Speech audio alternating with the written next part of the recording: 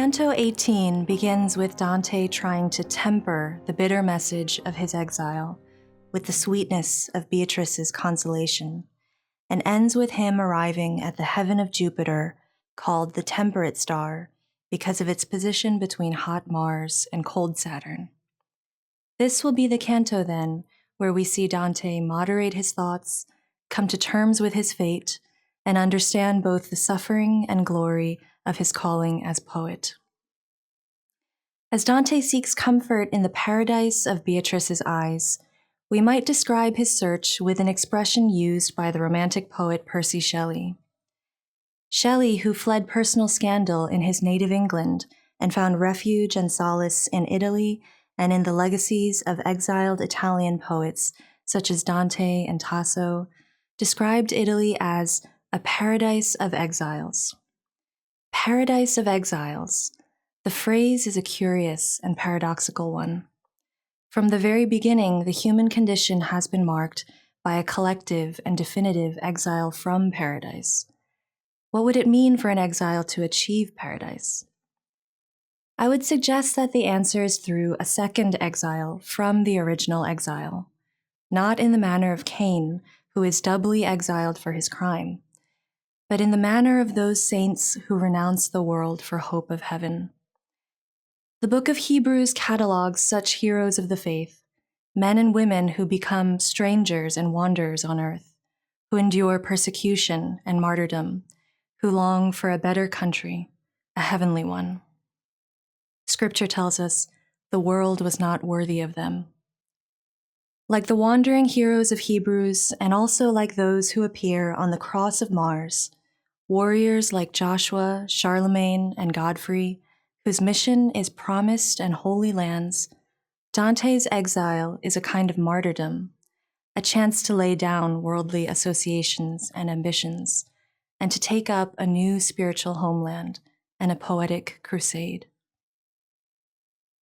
The figure of the exile is often characterized by a duality. As in Dante's case, there is great resentment for the betrayal of expulsion, and yet no one loves and longs for home like the one who has been excluded from its comforts and fellowship. With these two impulses, and with the perspective and freedom afforded by distance and time, the exile is often led to fulfill a prophetic role, denouncing the faults of the homeland, but always with the sorrow of nostalgia and deep attachment. Lord Byron, in his poem The Prophecy of Dante, compares Dante to Christ, uniting them through their shared experience of exile. Jesus, who describes himself as one who has no place to lay his head, also displays the dual passions of the exile.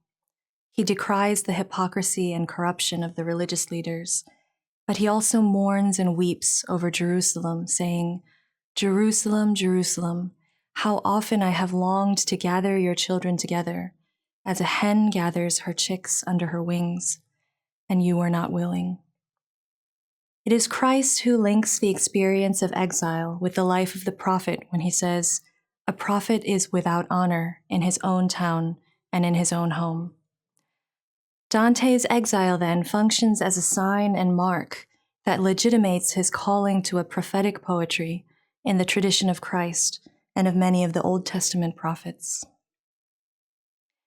And so it is meaningful that it is only after hearing the prophecy of his exile that Dante gazes into Beatrice's ever brighter eyes and finds himself transported to the heaven of Jupiter, the sphere where God's divine justice is illuminated. There, the brilliant souls of the just join in song as they put on a light show of gold lights against the silver backdrop of Jupiter. As they move together, they form letters, which become words and then images. I picture them as a kind of heavenly marching band, dazzlingly arrayed, playing music, and moving effortlessly in and out of formation on a celestial field. They form D, then I, then L, eventually spelling out in Latin the first verse of the Book of Wisdom of Solomon, "Love justice, you who judge the earth." On reaching the last letter M, which many scholars read to stand for monarchia, the title of Dante's political treatise, in which he argues for the Holy Roman Empire and for its autonomy from the authority of the Church. More lights join the M to make a lily and then an eagle, a symbol of empire and of justice. This spectacle reveals to Dante that heavenly justice is the source of all justice on earth. And yet the rays of heavenly justice are obscured on earth by the corruption of the Church. He condemns the papacy for writing excommunications as a means of waging war, only to then revoke those excommunications as a means of extorting money. Dante, who will learn in exile the salty taste of the bread of others is charity, is affronted by the Church's withholding of the bread of communion from those beloved of God. With bitter sarcasm, he imagines the Pope denying knowledge of the fishermen and Pauli, belittling epithets for Peter and Paul, while professing a devotion to John the Baptist, who is surely the only martyr remembered by the Pope, because the florin, the gold coin of Florence, bears his image. As Dante prays that heaven's wrath may descend once more upon all those who buy and sell within the temple, he himself follows Christ in overturning money tables and working to restore the Church from a den of robbers to a house of prayer. Through his exile and through his writing, he bears the cost of speaking and fighting for justice. He too becomes a martyred prophet. While those in Inferno suffer for eternity and those in purgatory suffer to be cleansed, Paradise is the inheritance of those who suffer on earth while longing for their heavenly homecoming.